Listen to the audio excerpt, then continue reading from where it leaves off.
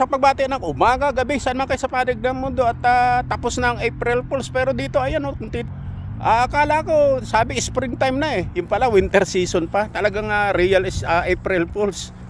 Anyway, nung isang araw pa yung April Fools. April na ngayon, kasi ang spring dito, March. Half ng March. April na, winter season pa din. Kaya, maraming. So anyway, ang topic ko sa inyo, pagka magjojowa ka talaga ng mga tisay, pag magjojowa ka talaga ng mga tisay, kinakailangan talaga yung emotionally strong ka. Saka alam mo, kinakailangan yung mga pang-discarding pang-tisay talaga.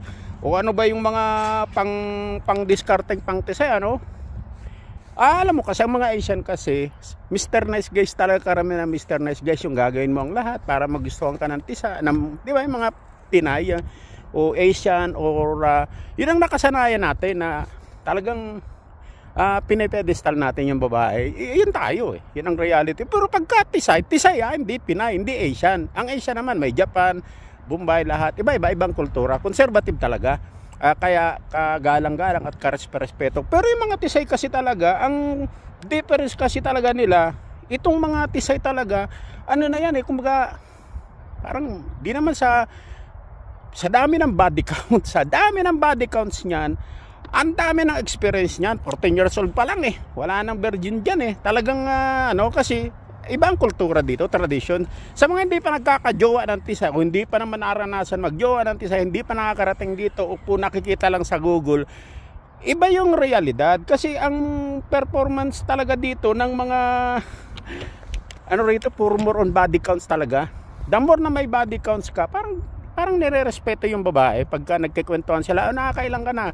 O pag sinabi niyang 3 pa lang, ibig sabihin doon, siyam na yun. O maraming mga lalaki na na yung, siyempre titignan natin, maganda lang eh. Ganda, ito na ang forevermore ko. O tapos dito yung mga babaeng yung mga sinasabi na natin, yun talagang yung naghahanap sila ng desperate na lalaki na siseryosohin sila. Kasi ang mga lalaki kasi dito siyempre parang test and drive, di ba? Parang ganun lang, pag mabilisan. Pero ang hindi rin nila alam, although nga, ang dami mong mabilisan ka, lalaki ka, nakasampu ka na ng jowa. Pero yung mga naging pang mabilisan, inaayawan ka naman eh. So parang wala din. Iba yung talaga, kahit 1 o 2, 3, pero hinahabol-habol ka. Bakit ka hinahabol-habol? Kasi yung naipoprovide mo yung mga needs ng mga tisay. Kasi mga tisay, pagka kunwari, di ba, naglumabas kayo, iinom kayo, napasaya mo siya, kailangan may mangyari. Kailangan yung emosyon niya kailangan hindi naman yung parang ba yung tinatawag na yung parang masyado ka namang desperate na gusto mo na kaagad, yun na kaagad. Hindi naman ganon. Medyo may emosyon, yung mindset, yung paligid nyo, yung ganon, mo rin yung respect niya syempre.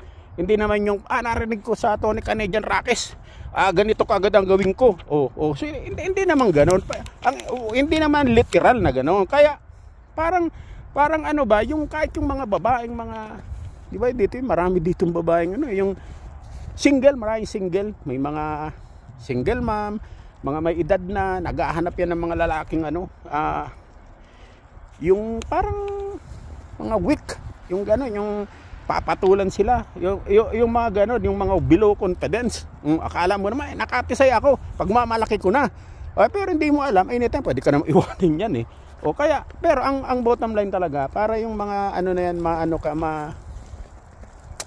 paano ba yung ma-develop yung sabi, confidence, iba talaga yung ma-experience ka din. Kasi, halimbawa, ito, lang naman ito, yung mga tisay na, bakit yung kilala ko, bakit gustong siya ng mga tisay? Kasi, unang-una, may mga lalaking nananakit ng babae, nakakatakot yun, wag ganun. Traumatic yun. Kunwari, nagalit, sampalin mo yung dila niya, sampalin mo ng dila mo. Ganon. Tapos pagka yung halimbawa, nakaiga kayo, iba-iba kasi ang hilig ng babae. Siyempre sanay yan eh. Naghahanap yan ng lalaki, masasatisfy siya. Meron niyang gusto sinasakal. Halimbawa, sakalin mo ako. Huwag yung sasakalin mo talaga yung leg na hindi makahinga. Hindi, yung likod ng, sa gilid ng leg niya, medyo pipisilin mo ng mga daliri mo, o tapos titingnan mo yung mga mata niya, o habang sinasakal mo siya, tapos sinisigaw niya ang pangalan mo. O, yung mga ganon. Mga ganoong medyo bastos, pero habang nakapatong ka, yun, mga ganon. Para hanapin ka, makakalimutan yung pangalan niya, pero pangalan mo hindi. Marami pa akong gusto sabihin, pero ano lang yun. Parang tips lang yan para yung mga tisay talaga hanapin ka at magkajowa ka ng tisay. Hindi yung mga nababasa mo dyan ng mga mind game, sabihin mo to sa babae, mamahalin ka niya itong word na to, tapos di pa naman nagkakajowa, wala naman experience, o tapos yung mga mind games, hindi ganon.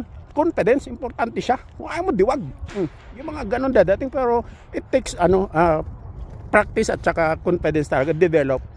Yun lang naman.